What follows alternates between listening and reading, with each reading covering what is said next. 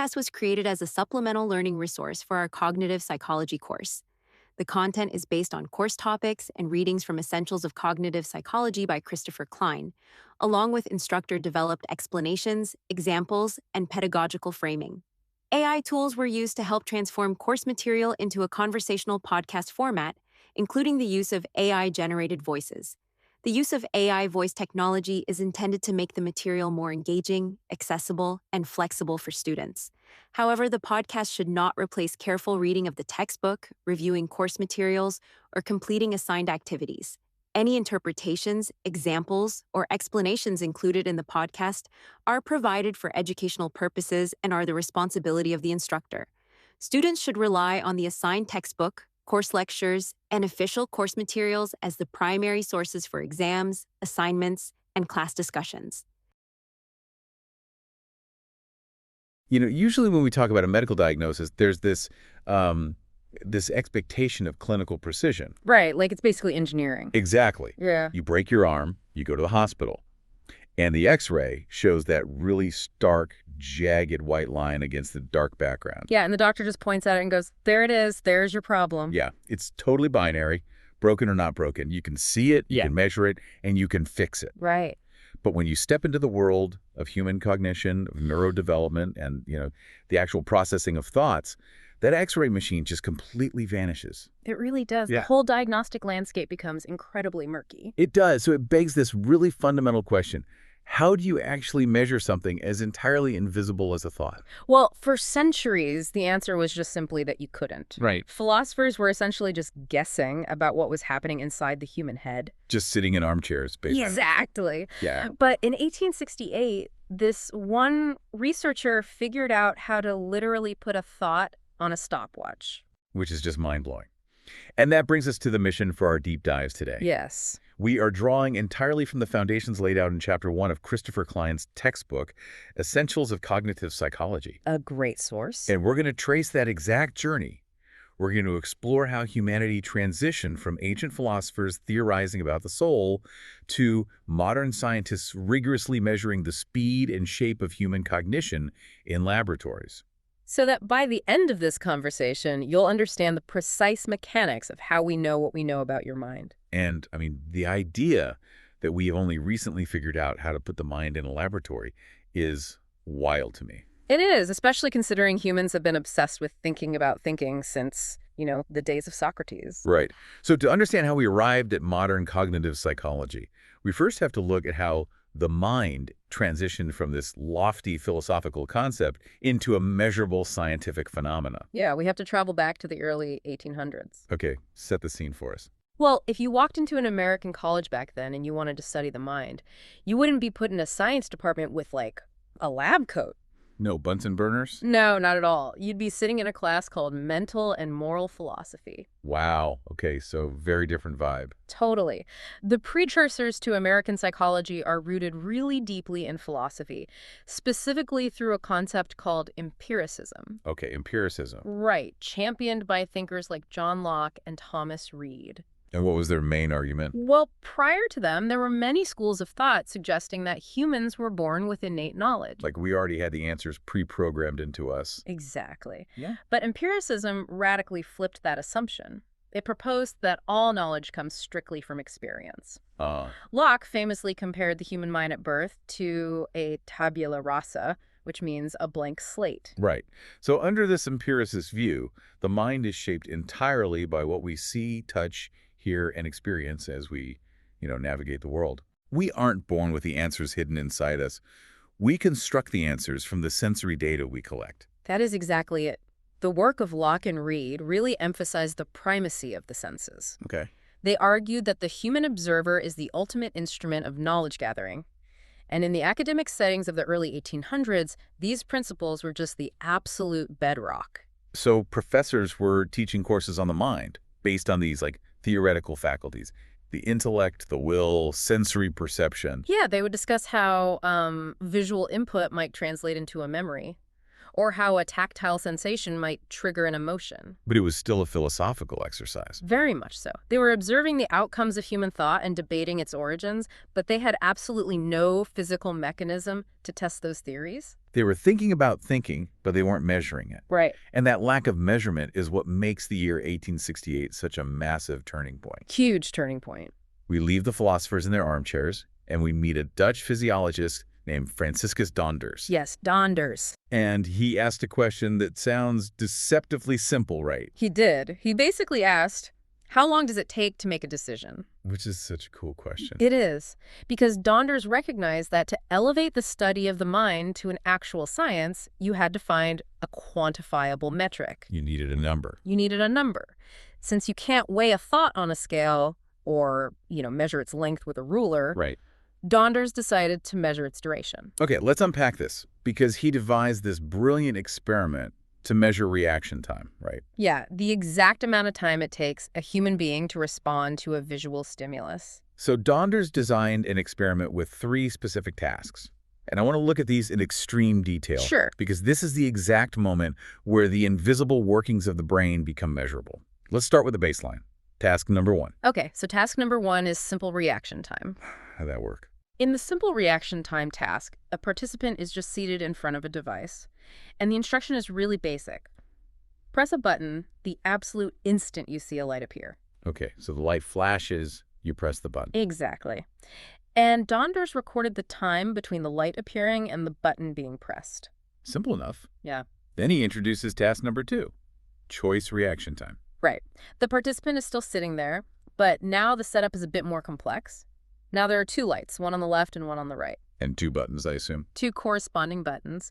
And the instruction changes. If the left side light comes on, you must press the left side button. Okay. If the right side light comes on, you press the right side button. Which obviously takes significantly more mental effort than just reacting to a single flash. It does. And finally, he introduces task number 3, the go-no-go task. The go-no-go task. Walk us through that one. So in this variation, the participant watches a sequence of stimuli appearing one after another, and they are given a strict rule. Only press the button when the designated go stimulus appears. Okay. If any other stimulus, a no-go stimulus, appears, they have to completely withhold their physical response. Don't push the button. Got it.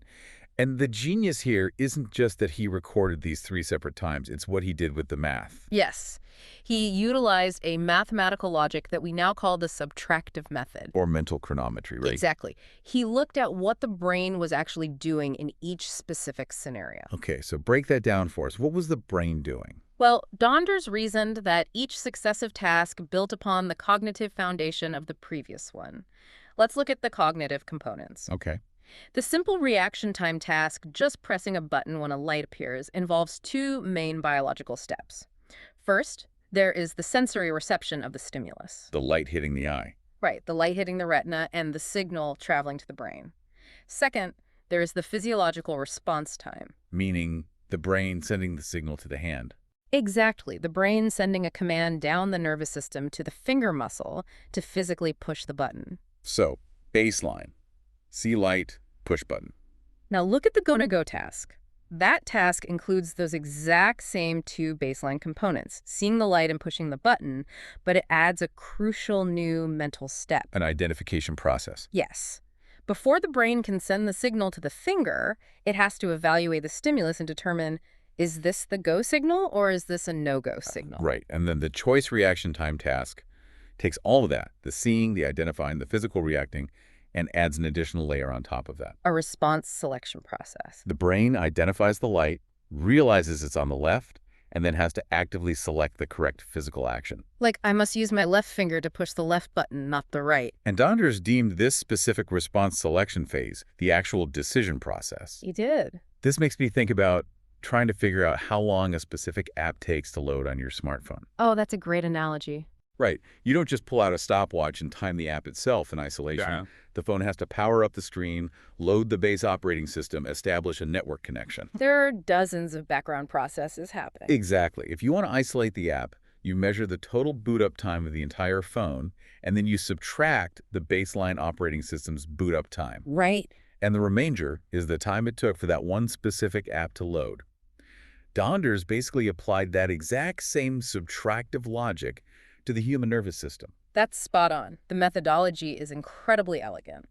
Donders deduced that the mathematical difference in the reaction times between these distinct tasks would reveal the exact duration of the hidden mental processes. So if you take a participant's average reaction time on the go-no-go task and you subtract their average time on the simple reaction time task, You have mathematically isolated the time it takes the brain to perform the identification process. that is so cool. And if you take the difference between their average time on the choice reaction time task and subtract the time from the go-no-go task, You isolate the length of time that the response selection, the actual decision-making process, takes. we are talking about the year 1868 here, decades before the invention of the EEG or the fMRI machine. Yep. With nothing more than lights, buttons, and a stopwatch, Donders quantified the exact duration of a human decision. It was the dawn of mental chronometry. Donders provided the empirical proof that mental processes could be quantified. He proved it wasn't just magic. Exactly. This was the spark. It demonstrated that the mind wasn't just some ethereal philosophical vapor. It was a physical process that occurred over time, and it could be studied rigorously. And this exciting proposition led directly to the formal establishment of psychology as a dedicated scientific discipline. It did. Which brings us to Wilhelm Wundt. Right, Wundt. He's usually the name that gets stamped on the birth certificate of modern psychology. He is. He was a German physician, physiologist, and philosopher who basically looked at what Donders had done and realized that psychology could be a fully experimental field. So he transitioned the field from abstract lectures to physical application. Yes. In 1875, he joined the faculty at the University of Leipzig. And by 1879, he had augmented his theoretical lectures on experimental psychology with a dedicated physical laboratory space.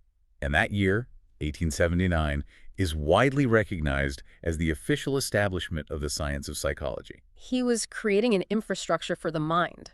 I always try to picture what was actually happening inside that first lab in Leipzig, because it wasn't just people taking surveys. Oh, no. Wundt brought in students from all over the world and trained them in this highly rigid, highly formalized procedure known as introspection. Introspection, yes. The goal of Wundt's introspection was to identify the fundamental components of human consciousness. So breaking things down. Exactly. He wanted to break the mind down into its smallest elemental parts, much like a chemist breaks down a compound into its base elements. Okay, so how did he actually do that? To do this, he would present a participant with a highly controlled stimulus, perhaps a specific ticking sound from a metronome or a visual flash of color. Okay. And the trained participant would then offer an exhaustively detailed self-report of their internal subjective reactions to that stimulus. They were trying to map their own inner experience in real time. Right. Like, I heard the tick, I felt a slight tension in my jaw, I experienced a fleeting image of a clock. Yeah, and the training for this was notoriously grueling. Participants had to learn to strip away their external assumptions about the object and focus purely on the raw sensory experience and the immediate mental associations. Wow. Wundt and his students also expanded heavily on Donders' work, doing extensive research on sensation, perception, and advanced mental chronometry. They were building a massive catalog of human sensory experience. Attempting to prove that the nature of consciousness could be fully mapped through scientific means. Exactly, and it was a global sensation. Yeah, I bet. Once Wundt opened his doors in Leipzig in 1879, the idea spread like wildfire. It only took 4 years for the very first psychology laboratory to open in the United States. The floodgates were open, the mind was finally in the lab, and everyone was ready to study it. But, as with the birth of any new scientific discipline, the initial unity didn't last long, did it? Not at all. As more researchers entered the field, intense debates arose about methodology. Right. Wundt's approach of breaking consciousness down into tiny, isolated pieces via introspection triggered a massive intellectual backlash. Which leads to a massive fracture in the field, a real tug-of-war for the mind. Yeah. One group of scientists looked at Wundt's meticulously cataloged lists of microscopic mental reactions and realized that by breaking the mind down into individual parts, Wundt was missing the entire point of human experience. And this group formed what we now call Gestalt psychology. Gestalt psychology, I love this movement. It's fascinating. The Gestalt movement originated in Germany, spearheaded by brilliant thinkers like Max Wertheimer, Kurt Kafka, Wolfgang Kohler, and Kurt Lewin. And they were fundamentally opposed to the reductionist nature of Wundt's laboratory. fundamentally opposed.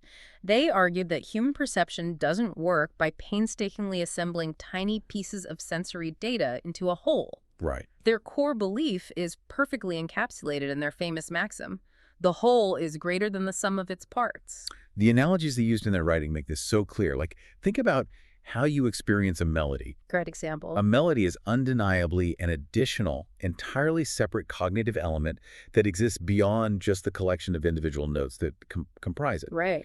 If I play the notes C, E, and G individually, isolated by themselves, your brain just registers them as independent acoustic vibrations. Just sounds. But if I play them together in a specific rhythm, suddenly your brain perceives a song. You can't find the song by dissecting the individual notes. The song is the whole that is manufactured by your mind. And the textbook uses another fantastic example regarding visual perception: a photograph. Oh, yeah. When you look at a photograph of a face, your brain instantly recognizes the holistic image. You see the face immediately. You don't look at it pixel by pixel. Exactly. You do not consciously perceive the thousands of individual colored pixels or dots of ink, and then sequentially build those dots into a nose, and then build the nose into a face. It happens all at once. The Gestalt psychologists propose that the mind processes vast amounts of information simultaneously, rather than sequentially. Our brains are hardwired to impose structure, to find patterns, and to construct immediate meaning out of chaos. It's an incredibly intuitive way to understand human perception. But the story of the Gestalt movement isn't just a story about academic theory. No, it's deeply entangled with the geopolitical nightmare of the 1930s. Because many of these prominent German Gestalt psychologists were Jewish. They were. And the rise of the Nazi regime posed severe threats to both their academic freedom and their very lives. Yeah. They were systematically stripped of their university positions and forced into exile. Many of them managed to flee Europe and found refuge in the United States. Which changed the course of psychology. It did. They brought their theories with them, lecturing at American universities and demonstrating how Gestalt principles could be applied not just to visual perception, but to complex problem-solving and learning. So by fleeing tyranny, they inadvertently planted the seeds for the future of cognitive psychology in America. Yes. But when Wertheimer and Kafka arrived in the U.S., they found an academic landscape that was utterly dominated by a very different and very loud psychological movement. Oh, completely. American psychology had been completely taken over by behaviorism. Behaviorism. Okay, let's talk about behaviorism. So behaviorism emerged in the early 20th century and rapidly became a dominant, almost monopolistic force in American universities. It is huge. It was aggressively championed by figures like John B. Watson and later B.F. Skinner. And to understand their perspective, you really have to look at the influence of the Russian physiologist Ivan Pavlov. Pavlov's dogs. Exactly. Pavlov's famous experiments with classical conditioning, training dogs to salivate at the sound of a bell by associating it with food. This provided powerful empirical support for a radical new notion. It suggested that learning and behavior were entirely controlled by observable events in the environment, rather than internal thoughts. So the behaviorists looked at introspection people sitting in Wundt's lab talking about their feelings, and they just thought it was completely unscientific garbage. They wanted nothing to do with it. They demanded total objectivity. So they adopted a core philosophy that was shockingly extreme. Huge was. They entirely rejected any reference to the minds or to consciousness. They just threw it out. They literally argued that internal mental states, thoughts, emotions, memories either did not exist in a scientifically meaningful way, or they were completely irrelevant to understanding human action. Wow. They believed that only overt, observable behavior was the proper subject matter of psychology. Their goal was to derive universal laws of learning based purely on observable inputs and observable outputs, allowing them to predict and ultimately control behavior. So behaviorism basically treated the human brain like a locked black box. That's a perfect way to put it. They didn't care about the complex gears spinning inside. They only cared about the data you fed into the box. The stimulus and the physical action that came out of the box, the response. Right. Like if I poke you with a pin, you jump. The behaviorist says, I don't need to know what you were thinking or feeling when I poked you. The concept of pain is an unobservable mental state. I just need to know that the physical poke predictably causes the physical jump. Exactly. It's highly objective, sure. But if your goal is to understand the full spectrum of human reality art, love, creativity, anxiety treating humans like simple input-output machines feels incredibly hollow. It is hollow.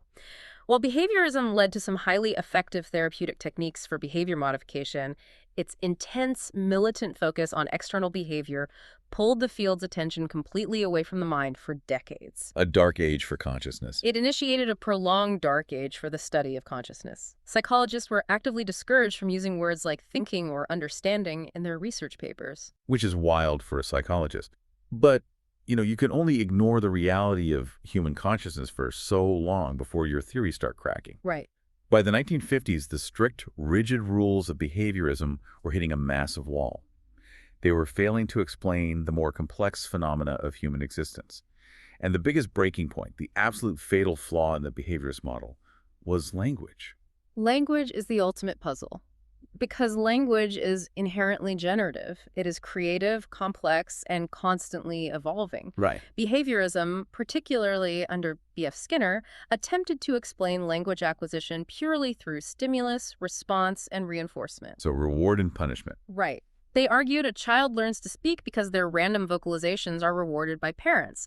But this model completely failed to account for the fact that children constantly generate novel sentences. Sentences they have never heard before. Exactly. Sentences they have never heard and have never been rewarded for saying. If language is just mimicking behavior that gets rewarded, a child could never invent a new sentence. They couldn't. And this is where Noam Chomsky enters the narrative and completely blows the doors off the behaviorist establishment. Chomsky is such a pivotal figure here, particularly because he wasn't even a psychologist by training. He was a linguist. He was an American linguist, and he published a devastating critique of Skinner's theories on verbal behavior. Chomsky argued that human beings possess an innate internal mental capacity for language. Like a built-in cognitive architecture. Yes, an architecture that allows us to understand grammar and generate infinite combinations of words. He basically looked at the behaviorists and said, you are being willfully blind. Yeah. He argued that you cannot possibly understand how language works by just looking at the physical movements of a mouth or the environmental rewards. You have to look at the mental grammar engine operating inside the head. Right. Chomsky asserted that if psychology was going to offer any meaningful, accurate contributions to the understanding of human behavior, it had to break open that black box and reincorporate internal mental functioning into its research. And this intellectual rebellion catalyzed what we now call the cognitive revolution. The cognitive revolution. And it wasn't just an internal shift within psychology departments. By the 1950s, incredible new disciplinary perspectives were emerging simultaneously across multiple fields. Like what?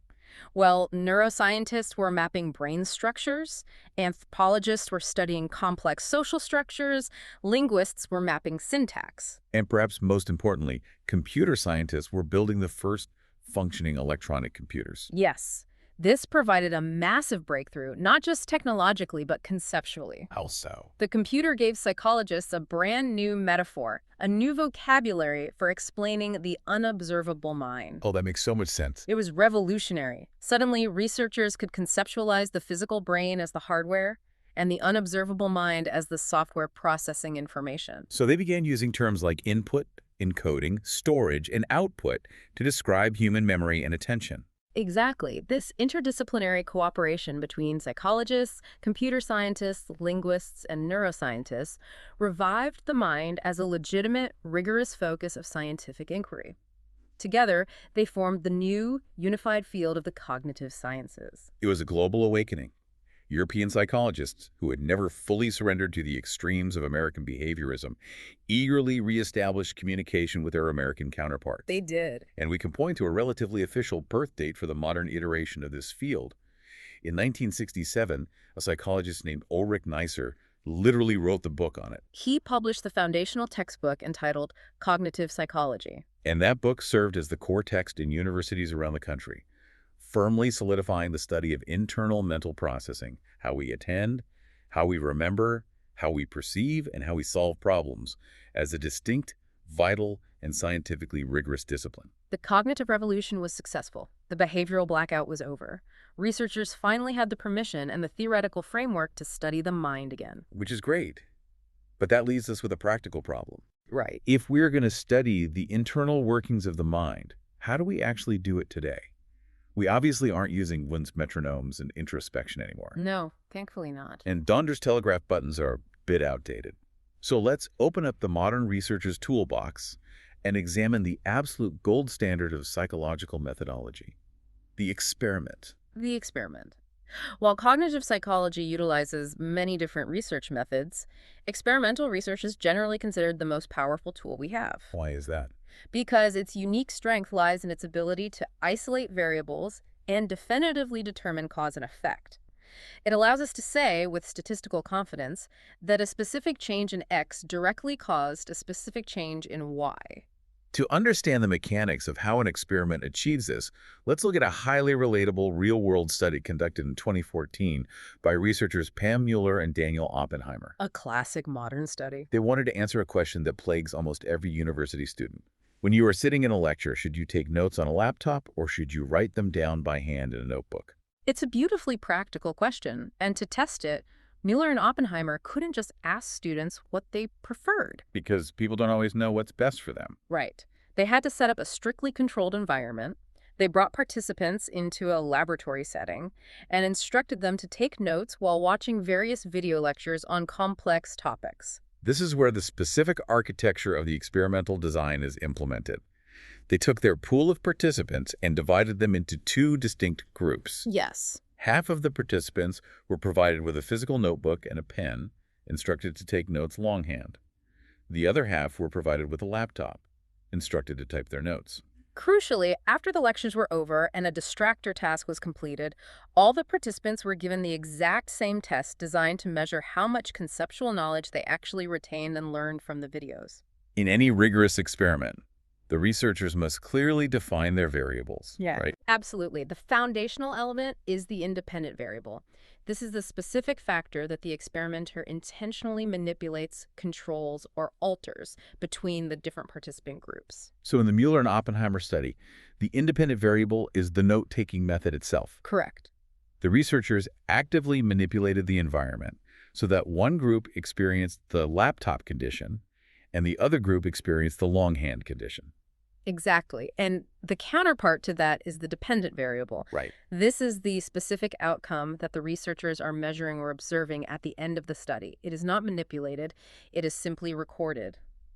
The easiest way to conceptualize this is that the dependent variable depends on whatever happens to the independent variable. In this scenario, the dependent variable is the amount of information learned, which is numerically measured by the scores on the final test. Yes.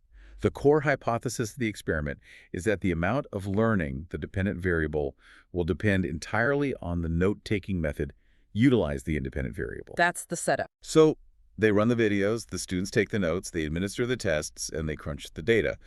Logically, you might assume the laptop users would win. You might, because they type much faster than anyone can write, so they physically captured way more data from the lecture. But the data revealed the exact opposite. It did. The results were statistically stark. The participants who took notes longhand performed significantly better on conceptual questions than those who took notes using a laptop. Wow. The experiment proved that the physical method of note-taking literally caused a measurable difference in learning outcomes. When you look at a result like that, you have to ask the critical why. What is the underlying cognitive mechanism? Why does writing slowly with a pen lead to better retention than typing quickly on a keyboard? It really comes down to the depth of cognitive processing. When researchers analyzed the actual notes taken by the participants, they found a distinct pattern. What kind of pattern? Well, because typing on a keyboard is so rapid, the laptop users tended to take what are called verbatim notes. They essentially turned into human transcription machines. Exactly. They would sit there mindlessly typing every single word the lecturer said, trying to capture the audio perfectly without actually thinking about the meaning of the words. The information went into their ears and straight out through their fingers, bypassing deep cognitive engagement entirely. But when you take longhand notes, the physical act of writing is slow.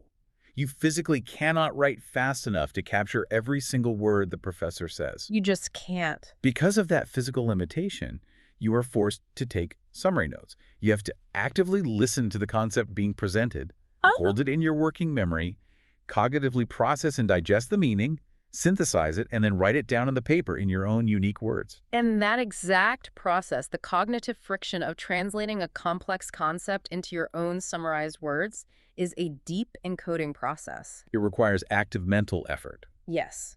And that effort is precisely what cements the knowledge firmly into your long-term memory networks. It makes perfect sense. But imagine a highly skeptical listener hearing this right now.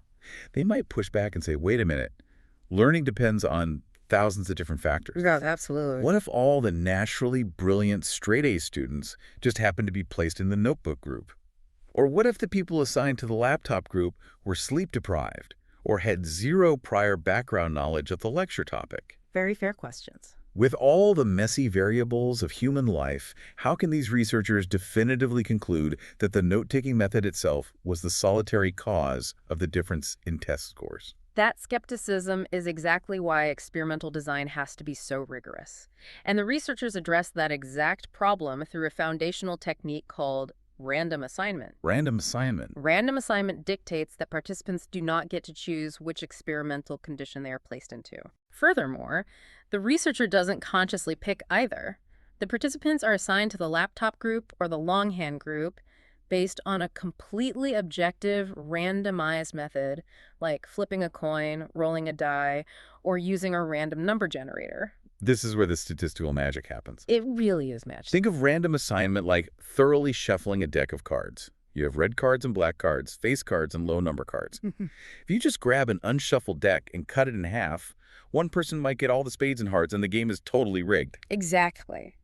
But if you shuffle that deck extensively, over and over, and then deal out two massive hands, you don't know the exact identity of every single card in each hand. But the laws of probability guarantee that both hands will have a roughly equal, mathematically even distribution of high cards, low cards, red cards, and black cards. Variations cancel each other out. Precisely. By randomly assigning 100 students to the laptop or longhand groups, you statistically ensure that the highly intelligent students are evenly divided between both groups.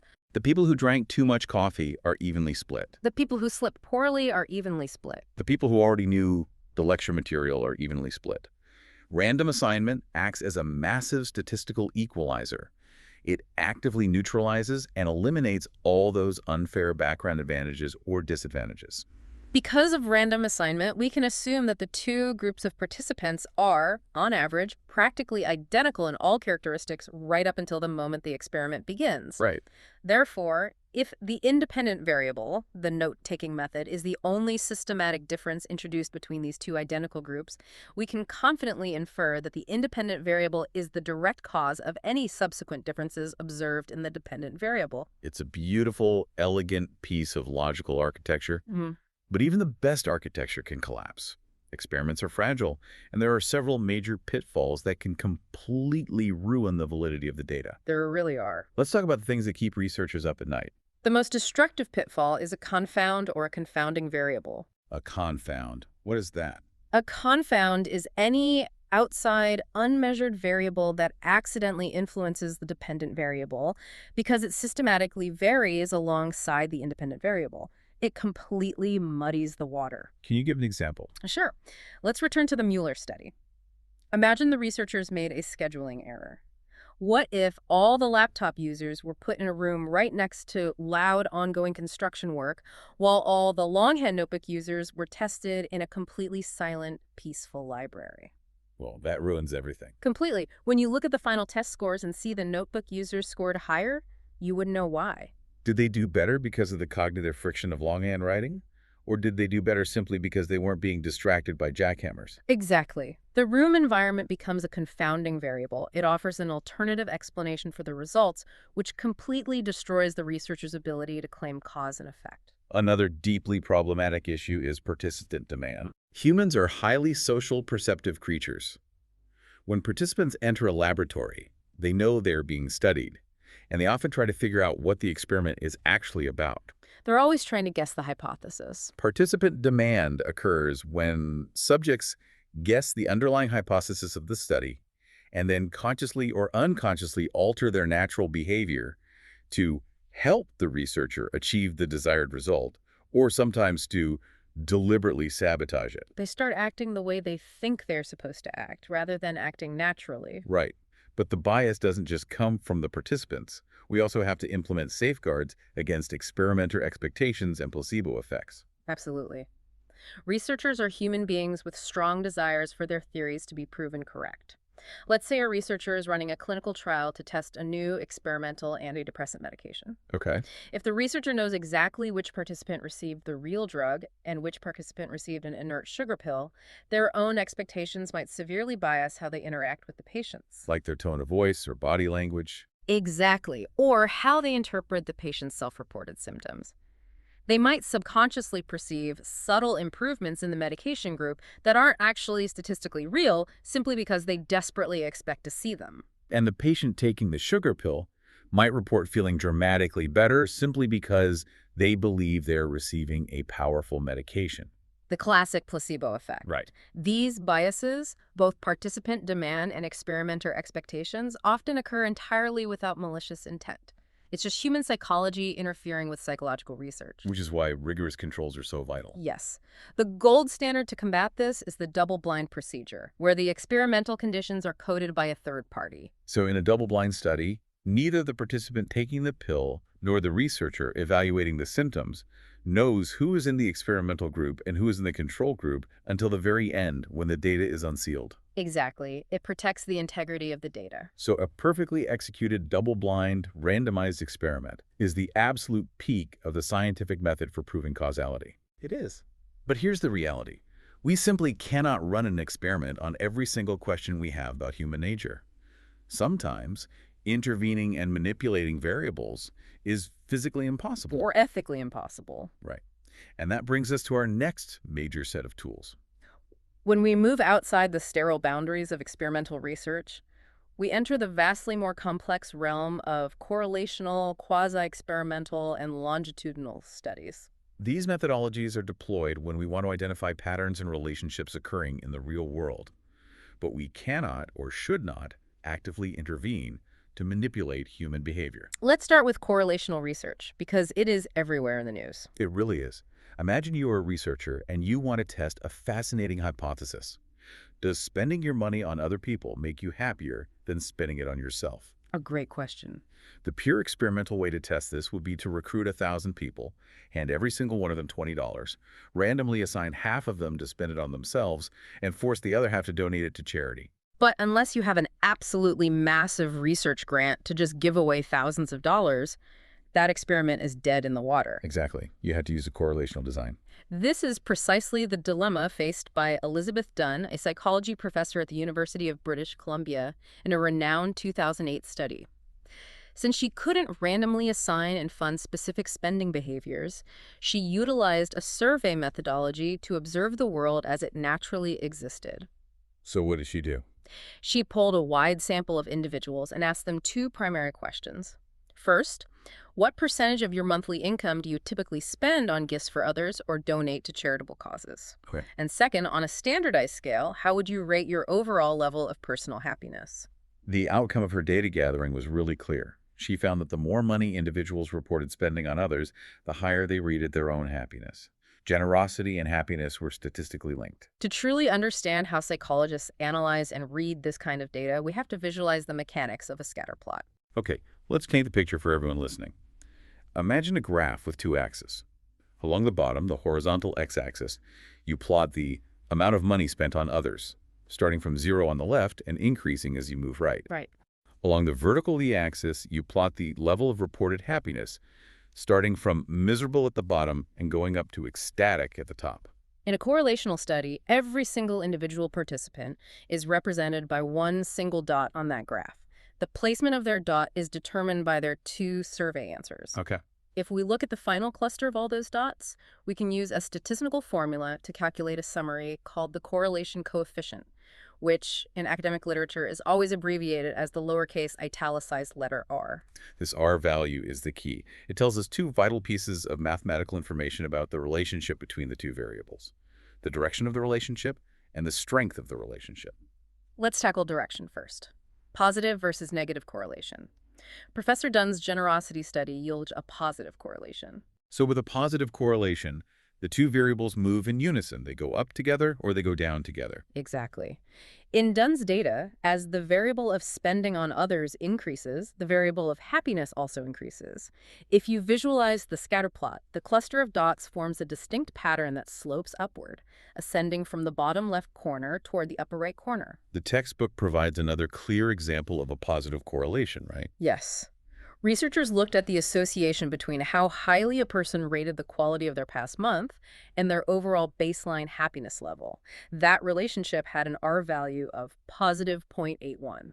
But correlations can go the other way. They could be negative. A negative correlation doesn't mean the data is bad. It simply means the variables move in opposite directions. As one variable goes up, the other variable goes down. The text provides a fascinating, if slightly morbid, real-world example. Researchers looked at the average male height across several different countries and compared it to the prevalence of pathogens, meaning the frequency of infectious diseases in those same countries. That specific relationship demonstrated a strong negative correlation, with an R value of negative 0.83. So what did that tell us? What this tells us is that in countries with a high prevalence of pathogens, where there is a lot of disease burden in the environment, the average physical height of the male population was statistically lower. As disease presence goes up, average height goes down. Exactly. If you plot that on a scatter plot, the cluster of dots creates a downward slope, starting high in the top left corner and descending down toward the bottom right. So the positive or negative sign in front of the R value tells you the direction of the slope. But what about the numerical value itself? What does it mean when the strength of the correlation is high versus low? The strength of the correlation indicates how consistently the two variables align with each other, or visually, how tight the cluster of dots is on the graph. If an association has a massive amount of real-world exceptions, for instance, you personally know a wonderfully generous person who is deeply clinically depressed, or, a completely stingy, selfish person who is constantly ecstatic, the dots on the graph will be widely scattered and messy. The slope will be hard to see. Right. That results in a number closer to 0, representing a weak correlation. But if there are very few exceptions in the data, and the two variables almost always move in lockstep, the dots will be arranged very tightly, forming a clear, narrow band along the sloped line. That represents a strong correlation. The closer the numerical R value gets to either +1 or -1, the stronger the predictive relationship is between the two variables. Now, I have to jump in here to highlight what is undeniably the ultimate golden rule of all psychological science. It's a phrase every intro to psych student has hammered into their brain. Oh, yes. Correlation does not equal causation. Correlation does not equal causation. It's the single most important caveat when interpreting any correlational research you read in the news. Just because two variables are statistically linked or mathematically co-occur does not mean that one is actively causing the other. Correlational data lacks the control to make that claim. Let's apply this back to Professor Dunn's study. We have the data. Generous people report being happier, but we cannot definitively conclude that the act of being generous physically causes the happiness. The causal arrow could easily be pointing in the exact opposite direction. Maybe being inherently happy makes you feel more open, trusting, and therefore more generous with your money. Exactly. Furthermore, we must always consider what methodologists call the third variable problem. Right. What if there is a third, entirely unmeasured factor operating in the background that is simultaneously causing both of the observed outcomes, creating the mere illusion of a direct link between them? Let's say that third variable is simply overall personal wealth. If you have a massive amount of money in the bank, that wealth gives you the financial security and lack of stress required to be generally happy. At the same time, that immense wealth gives you the vast disposable income required to be highly generous to charities. In this scenario, the wealth is the singular cause producing both the happiness and the generosity. The generosity itself isn't generating the happiness. They're just two distinct symptoms of being wealthy. Because Dunn's study was a survey and not a randomized experiment, we can never definitively rule out the third variable problem. Which is exactly why researchers have developed quasi-experimental and longitudinal studies to investigate massive life phenomena that we simply cannot subject to random assignment in a lab. Consider the institution of marriage. Psychologists have long been interested in the effects of marriage on subjective well-being. Does getting married actually make you a happier person? You absolutely cannot run a pure experiment on that question. You cannot bring 100 single young adults into a laboratory, flip a coin and say, okay, the 50 of you in group A, you are legally mandated to get married to each other today. And the 50 of you in group B, you are forbidden from ever marrying for the rest of your lives. It's logistically impossible and wildly absurd. Because random assignment is impossible, researchers employ a quasi-experimental design. A quasi-experiment is structurally similar to a standard experiment. You are comparing two distinct groups to see if there is a difference in a dependent variable, but it lacks random assignment. Instead, researchers rely on pre-existing group memberships. They simply find a group of people who are already married by their own choice and compare their happiness levels to a group of people who are currently single. But the moment you dropped random assignment, you introduce massive methodological vulnerabilities. The groups aren't randomly distributed, they self-selected. What if the people who actively sought out and successfully secured a marriage partner were just inherently more social, upbeat, and emotionally stable people to begin with, long before they ever met their spouse? If the data shows the married group is happier, we are stuck. Is it because the institution of marriage provides a psychological benefit? Or is it simply because inherently happier people are more likely to get married in the first place? This is the problem of selection bias, and it makes causal inference incredibly difficult with quasi-experiments. When researchers hit this wall, the ultimate, most rigorous solution available to them is the longitudinal study. Longitudinal studies are breathtaking in their scope. Instead of taking a quick snapshot of two different groups on a single Tuesday afternoon, researchers track the exact same individual human beings over an extended, continuous period of time. They can track cohorts for weeks, months, or even decades. The textbook highlights a monumental study conducted by psychologist Rich Lucas in 2003. Lucas didn't just pass out a survey once. What did he do? He utilized data that tracked more than 20,000 German citizens, surveying their life events and psychological well-being every single year for 2 full decades. The sheer volume of data is staggering. 20 years of checking in on the exact same 20,000 people, tracking their careers, their health, their relationships. By analyzing this longitudinal data, Lucas was able to look back in time. He could isolate the individuals who eventually got married during the 20-year window and look at their baseline happiness scores from the years prior to the marriage. Okay, that's smart. He could then track how their specific happiness trajectory changed in the years following the wedding. The data revealed a nuanced truth. People who eventually marry do, in fact, start off slightly happier than their peers who remain single. So the event of marriage didn't magically inject a depressed person with a massive dose of new happiness. They were already leaning toward the happier end of the spectrum before they ever walked down the aisle. The longitudinal study cuts right through the quasi-experimental doubt by showing us the timeline of the variables. It provides incredibly robust, dynamically unfolding evidence. However, we have to acknowledge the severe practical trade-offs in methodology. If longitudinal studies are so effective at isolating timelines and reducing selection bias, why don't researchers just mandate longitudinal studies for every single psychological question? Because they are an absolute logistical nightmare. Think about the sheer mechanics of tracking 20,000 people for 20 continuous years. Participants move to new cities, they change their phone numbers, they lose interest, or they simply pass away. It is unbelievably expensive to maintain the staff required to track them. And it takes an entire career's worth of time to see the final results. As the textbook explicitly warns its student readers, if you are designing your senior thesis project, do not embark on a longitudinal study unless you are fully prepared to delay your college graduation by about 10 years. It ultimately comes down to resource availability and triage. Often, researchers will use a much cheaper, faster correlational survey or quasi-experiment first, just to see if a relationship exists at all. If those preliminary results are promising, then and only then might they apply for the massive funding required to invest the time and money into a rigorous longitudinal tracking method. And beyond the constraints of money and time, there are strict, non-negotiable ethical boundaries that dictate our methods.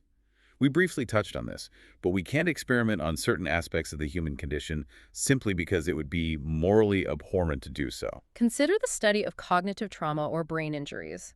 We have learned an immense amount about how memory and emotion function by studying patients with localized damage to specific areas of the brain. Right. But it would be horrific, illegal, and completely unethical to intentionally inflict a traumatic brain injury on a healthy participant just to fulfill the requirements of an experimental design.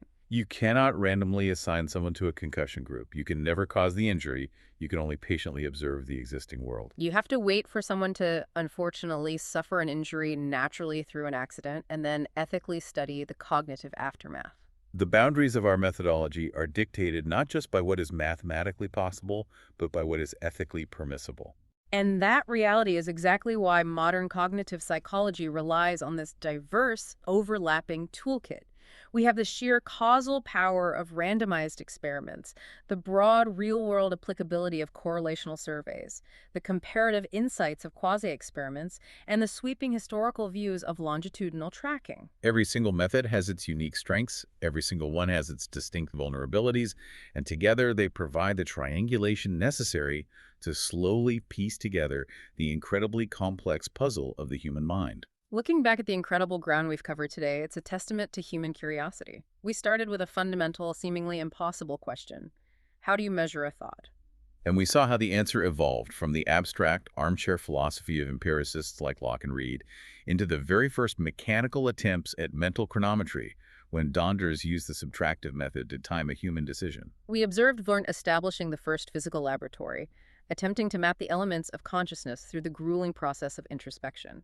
We explored the deep, fundamental ideological battles that fractured the field. The Gestalt psychologist passionately arguing that our brains process the whole picture simultaneously, fighting against the strict, rigid American behaviorists who wanted to lock the mind in a black box and only look at observable, external behavior. Oh, we traced how the cognitive revolution, spurred by linguists like Noam Chomsky recognizing the complexities of language and the rise of computer science offering new metaphors, finally forced that black box open, allowing us to build the modern cognitive sciences.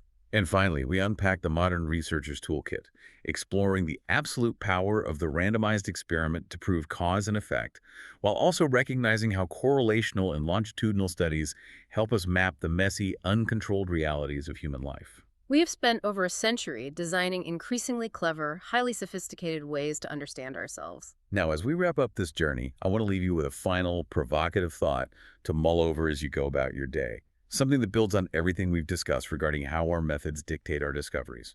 If you look back at Donders' time in 1868, the absolute cutting-edge tool for understanding the mind was a simple, physical, telegraph-like button used to measure reaction time. Today, researchers use networked laptops to measure the cognitive friction of typed notes and massive databases to track tens of thousands of people over decades. Right. Because our entire scientific understanding of the human mind is entirely dependent on the specific tools we invent to measure it. As our technology rapidly shifts toward advanced artificial intelligence, neural networking, and direct brain-computer implants, how will our very definition of what the mind actually is change next? It's a wild thing to consider. If the tools define the science, what does the science of psychology look like when the tools are wired directly into our consciousness? Thank you so much for joining us on this deep dive into the history and methods of cognitive psychology. We hope you walk away with a profound new appreciation for the rigorous science behind your every thought. Keep questioning the why behind the way you think, and we will catch you next time. When you